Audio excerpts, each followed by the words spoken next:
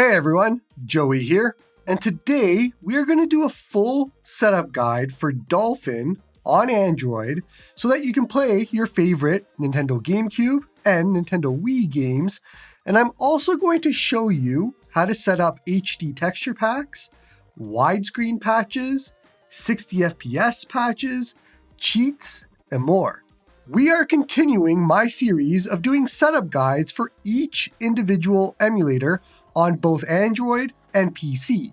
So, in case you've missed it, we have done Nintendo 64 with M64 plus FZ, PS2 with Nether SX2, PS1 with DuckStation, PS3 with RPCSX, 3DS with Azahar, Nintendo DS with Melon DS, and of course, RetroArch. Today, we're doing Dolphin.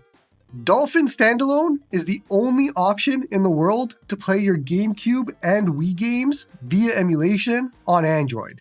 There is just no alternative, and you don't need an alternative because it's awesome. Before we start, you're going to need GameCube and or Wii games, of course. Now for finding the games, the ROM's GitHub is usually a great resource. Now the best file format is RVZ. They're much smaller file sizes, saves you a ton of room, and there's no downsides. Otherwise, ISO is fine as well if you can't find RVZ. ISO is also useful for patching any ROM hacks or mods to ROMs if you want to do that in the future. For storing the games, I would simply create a ROMs folder, either on your internal storage or SD card, then a GC folder for GameCube, and a Wii folder for Wii. Then throw your ROMs inside of whichever folder, and you're all set. Alright, so let's go ahead and install Dolphin, and the best and easiest way is through the Google Play Store. It is always up to date with the latest stable versions, and it stays up to date. So it's simple. Click play, and then you can either say yes or no to usage reporting. First thing you should know is the tabs. We are in the GameCube tab, but you can move to the Wii tab. Let's move to the GameCube tab, and then we're going to click Add Games in the bottom right. Navigate to your GC folder that we created earlier that has all of your GameCube games, and choose Select that folder. You should now see your GameCube games start to populate and show up. Head over to the Wii tab and repeat if you have any Wii games that you want to use, and again you would just go to your Wii folder and select it. Very quick side tip, if you have ever tried to use a front end like Emulation Station or Daigisho or something else, and you didn't do this first step, that's why your games aren't launching at all. You have to do this step. Alright, now before we jump into any games, we need to adjust some settings, so go to the settings cog top right. Then head to Config, and then General.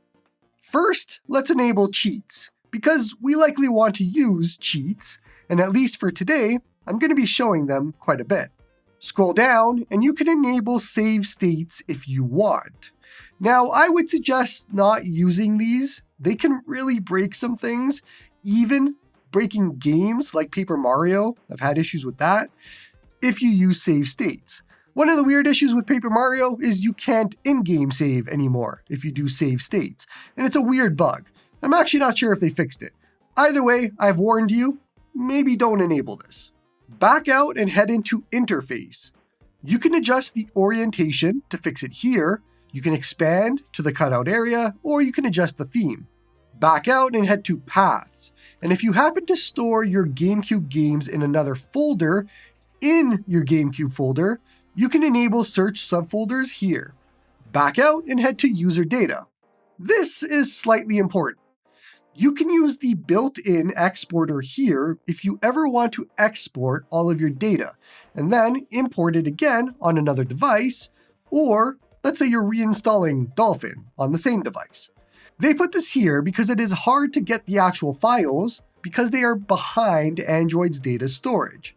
So although you can use an app like ZArchiver off the Play Store in a lot of situations, in some, you really just can't, so you can use the export and import function here as a last resort. Back out twice and head to graphics settings. Here is the big one. You typically want to use Vulkan here as the video backend. but you can change this on a per game basis, especially if you're seeing some weird issues with Vulkan in some games, and maybe OpenGL is a little bit better. And I'm going to show you how to do that later on. Otherwise, enable compile shaders before starting to reduce stuttering. Leave aspect ratio on auto globally. We'll look at changing this on a per game basis later on. Head over to enhancements. First up, upscaling. Now, if you have a powerful device, you can upscale the resolution here. I'll be setting it to 1080p since I do have a powerful device, and that is my screen resolution. You can also change this per game if you find that some games you can upscale and some you can't. Scroll down and let me show you the first new person mistake that I see people do, and that is enabling widescreen hacks here. It even tells you, do not use this. I actually don't know why they haven't removed it yet, but never ever enable this option. I will show you how to do proper widescreen hacks later on. Back out and head to hacks.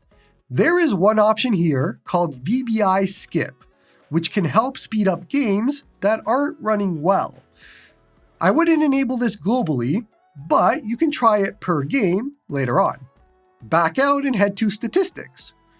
If you want to see frame rate information and things like that, enable the first three options. Or more if you want even more information, but the first three is usually pretty good. Back out and head to advanced. If you plan on doing HD texture packs, or even if you don't, it doesn't hurt, enable the first three options. Now, one important note about prefetch custom textures, only enable this if you have at least 8 GB of RAM. Although I have seen it cause problems even on devices with 8 GB of RAM, basically, when you enable this, when you're loading a game, it will load the HD texture pack into RAM. And sometimes it will crash it if it is a big HD texture pack. So, if you are using HD texture packs and you find your games are crashing within the first 30 seconds, disable this and that will usually fix it. For everybody else with 12 GB of RAM and more, you can safely enable this. Back out and there is an option here for GPU driver. But I have yet to see a real reason that you would need this on most devices.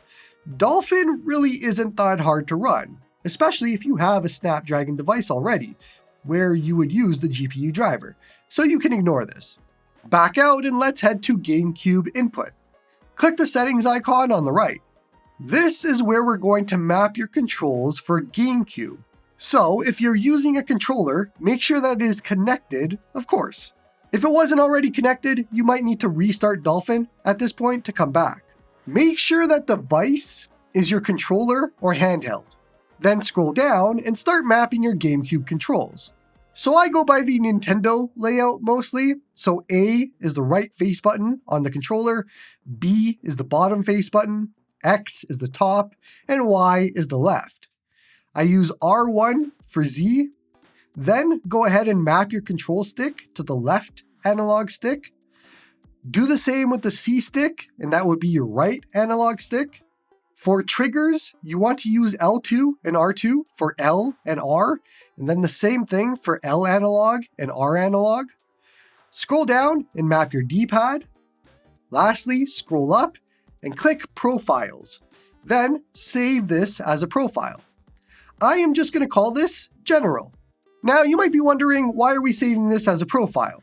Well, if you ever want to use different controls for different games, maybe you map things differently for a single game. A good example is Dance Dance Revolution Mario Mix, where you can create a profile specifically for that game, which is a better control scheme, and use it there, and then use the general profile for everything else, and so on. It basically just helps you later on if you ever want to make different games have different controller profiles. Back out a few, and let's go to Wii Input. Same thing, settings cog on the right. This is where we're going to map your controls for Wii. Once again, make sure your device is chosen. Scroll down, and under Wii Remote, click Buttons. Alright, so here is how you map the Wii Remote. For A, use the bottom face button, so A on an Xbox controller. For B, use the left face button, so X on an Xbox controller. For 1, use the top face button, so Y on an Xbox controller. And for 2, use the right face button, so B on an Xbox controller. Then map select and start. For D-pad, map your D-pad to the controller. And now we can back out and now go into motion simulation. Point is what is going to control the pointer for Wii. So you can think of the cursor in Mario Galaxy. Use the right stick here for mapping. So up on the right stick, down for down, left for left, and right for right. Scroll down and make sure that relative input is checked. Now for shake, we are going to set X, Y, and Z as R2. R2 is going to be our shake button. Back out and now let's go map the Nunchuk extension first. But we will also be doing the classic extension. Make sure that Nunchuk is selected and then click the settings cog on the right. We are going to use L2 for C and L1 for Z. Then use your left stick to map the stick for up, down, left, and right. For shake, we are going to use L3. Head back and now change the extension to classic, and then click the settings cog on the right. This is a lot simpler, mapping your controls to a classic controller. So I use the right face button for A, bottom for B, top for X, and left for Y. ZL and ZR for L1 and R1, and then select and start. Left stick to your left stick, right stick to your right stick. L and R and L analog and R analog are L2 and R2. Then your D-pad at the end. Back out and let's scroll up, and we're going to save this as a controller profile again. This time I'm going to call it General Wii. Let's do a very quick recap on screen with what the controls are and what they do, so you have a visual reference in case you need it. Here is GameCube, and now here is the Wii Remote with the Nunchuk. Lastly, here is the Wii Classic controller. Back out to the main screen, and let's launch a game by just clicking it. First thing you're going to notice is we have on-screen touch controls, and nobody wants that, so let's remove them. Bring up the in-game menu by pushing the back button on your handheld or controller if you have one, or you can swipe up and use the back arrow, or use the back gesture if you use gestures.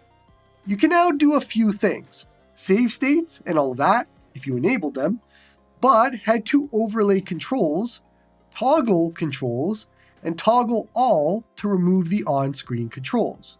Next up, head to settings. You can adjust settings here globally while in a game, but you rarely ever want to use this unless you're going to just turn off frame rate information, for example. Now, if we actually play GameCube, everything works. All the controls are mapped and we can go have fun playing some GameCube games now. Whenever you're ready, click Exit Emulation when done. Let's talk per game settings now. Push and hold on a game and you're going to get that game's menu. Head to Edit Game Settings. Now if we head to GameCube Input and then the cog, you can see here, this is where we would set the controller profile that we want for this game.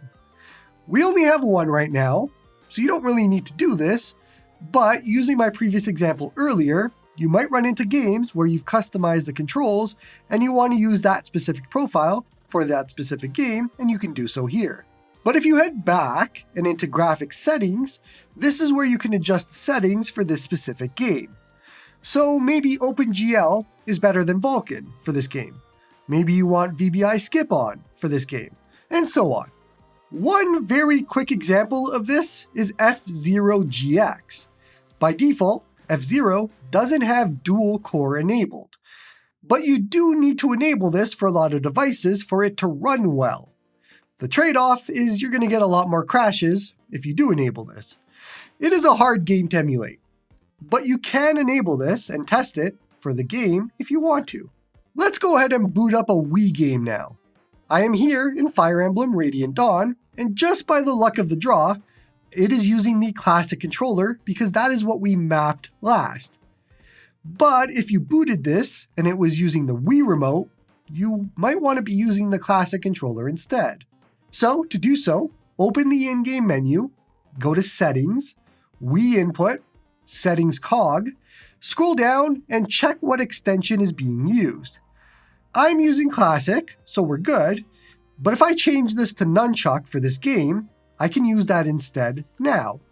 I don't think anybody is going to use the Wii Nunchuk for this game, but if you wanted to, you would want to create another profile with Sideways Wii Remote checked under the Wii Remote settings, since that's what Fire Emblem actually uses. It's a Sideways Wii Remote. You might run into other Wii games with that setup, so it's probably worth creating another profile with that checked. Let's exit and we'll do another example with everyone's favorite, Mario Galaxy, making sure that we're using the Nunchuk as default for this. So our right stick controls the pointer on screen, bottom face button is A or jump, L1 is crouch or ground pound, R2 is shake for spin, left face button is firing star bits, and that's it. Everything works great. Let's go over to New Super Mario Bros. Wii, and again, all of our controls are perfect using the default profile. It works just great here. So we are all set with one profile for pretty much most scenarios. Alright, so let's talk about HD texture packs now. And you can find a whole bunch of them on the Dolphin emulation forums. There is a ton of games with HD texture packs, and each post is going to have different instructions. But let's use Paper Mario: The Thousand Year Door as an example. Go ahead and download the texture pack from the link in the first post, the one that is labeled DDS Resource Pack. Then you want to extract that zip, and I'm using Solid Explorer to do so, but ZArchiver, which is free, can also do this. But we have to pause now, because there is a special note here. DDS resource packs mostly only work on Adreno devices, AYN Odin 2s, Retroid Pocket 5, Flip 2, and Mini, and so on. If your device is not a Snapdragon device, this likely is not going to work. You can try the PNG Legacy Pack option if the HD texture pack has it. In this case, it does, but that does use more RAM, it loads slower, and it isn't as good performance-wise as DDS. Unfortunately, there's just nothing you can do if you don't have a Snapdragon. Next up, let's move the HD texture pack, and it needs to be placed in the texture folder. So to get there, go to Android, Data, org.dolphinmu, Files, Load, and the Textures folder. Move the G8M folder, or the Game ID folder if you're using a different texture pack, into the Textures folder. It's going to take a while to move, at least it did for me. Now, if you're not able to see this folder, you can try ZArchiver, that might work for you. Otherwise, unfortunately, later versions of Android are locked down. It might be something that you can't do. Once it's finally moved over, you have to make sure that you're using Vulkan, and assuming that you have enabled load textures earlier in today's video, when you load the game, it should say loading and a large number of textures in the top left. Don't count on this though. It will even say this, even if it's not working. You will unfortunately have to use your eyes to know if it's working. But you can easily tell, especially for Paper Mario, because here's a side-by-side and you can tell by the text on the screen. Otherwise, just use your best judgment, you can likely tell if it's working or not. Next up is widescreen hacks, and thankfully, Dolphin has actually added this to their Android build now. So push and hold on a game and then select Edit Cheats.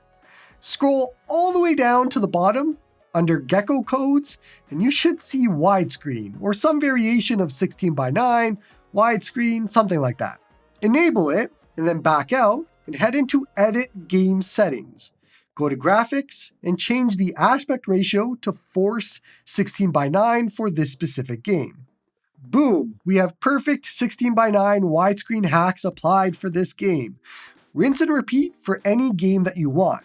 Now for 60 FPS hacks, those are all in the same spot as well. This is Super Mario Sunshine, which has widescreen and 60 FPS codes here. Just enable them both, force 16:9, and go and enjoy some widescreen hacks with 60 FPS. And it keeps going. You can do the same thing with Wind Waker with 16:9 and other games as well.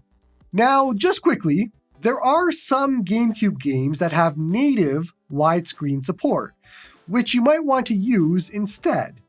An example of this is F-Zero GX.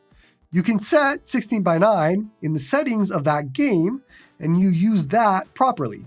Now, if you choose to do this, avoid enabling the widescreen gecko code for that game, and instead just force 16:9 as the aspect ratio, and it will use the in-game settings. Now, since we're here, let's talk cheats, since it's all in the same area. Click Download Gecko Codes to download even more cheats than what we already have in the cheats menu. Then just enable whatever you want and enjoy. Special tip, if you do plan on playing Twilight Princess, you want to enable the Hyrule Field Speed Hack. It helps you a lot and it basically avoids slowdown. One last thing for today is just where you can find all of your save data and all of your other data. Reminder again, some devices you might not be able to access this folder or files with. You can try ZArchiver, and if it works, then that's awesome. If not, there's unfortunately not much you can do. But head to Android, data, org.dolphinmu, files, and this is all of your data. Game settings has any special game settings that you've done, so enabling cheats, widescreen hacks, 60 FPS, and so on. GC folder has all of your GameCube saves, so USA, card A, and you can see them all in a GCI format in case you ever want to load custom saves. Load folder in the textures folder has all of your HD texture packs. And lastly, there's the Wii folder, and the title folder inside has all of your Wii saves. Otherwise, that is all there is to Dolphin in setting it up, configuring it, and getting you ready to play games. We went over everything and anything that I could personally think of, and you should be able to do anything that you want in Dolphin now using today's guide and the different timestamps. Don't forget to like and sub to help the channel grow. Come join me on the Discord to talk all about retro gaming. Support me through YouTube membership if you like my stuff. And hope you all have a good one.